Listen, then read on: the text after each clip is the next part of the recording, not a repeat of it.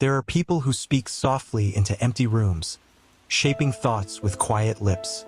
To others, it looks strange, an echo without an audience.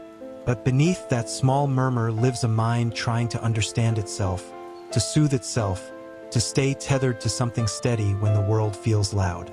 Some people talk to themselves the way others breathe, naturally, without ceremony.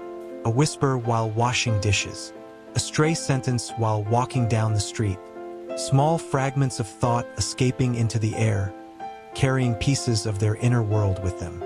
To an outsider, it may seem like a quirk. To the one speaking, it is often a quiet form of survival.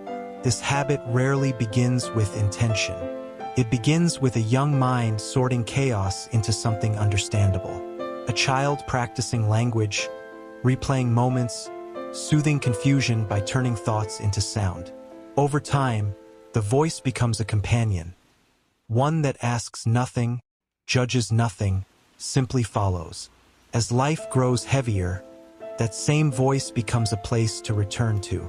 Psychology calls it external self-talk, a method the brain uses to regulate emotions and sharpen focus. When thoughts feel tangled, speech becomes a tool that organizes them. When anxiety swells, hearing one's own voice activates neural circuits linked to grounding and self-soothing. It is the mind creating structure where overwhelm has blurred the edges.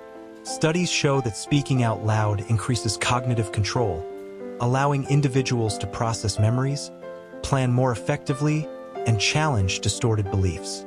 The voice becomes both narrator and witness, bringing clarity to what would otherwise remain hidden. Yet there is a tension within it. The person who talks to themselves often hides it, fearing judgment, misunderstanding, labels. They silence what once comforted them because the world expects quiet minds and orderly thoughts. And so they retreat inward, carrying conversations that never leave the safety of their skull. But the silence doesn't feel natural. It feels like leaving a friend outside in the rain. Eventually, they begin to notice something. Talking to themselves was never a flaw. It was a bridge between emotion and logic, between confusion and clarity, between who they are and who they're trying to understand. The voice was not madness. It was mindfulness before they even had a word for it. And slowly they welcome it back. The quiet monologues, the whispered reassurance, the gentle narration of small moments that deserve to be held, not ignored. Their voice becomes a guide again, soft, grounding, honest. So if you ever catch someone speaking into the stillness,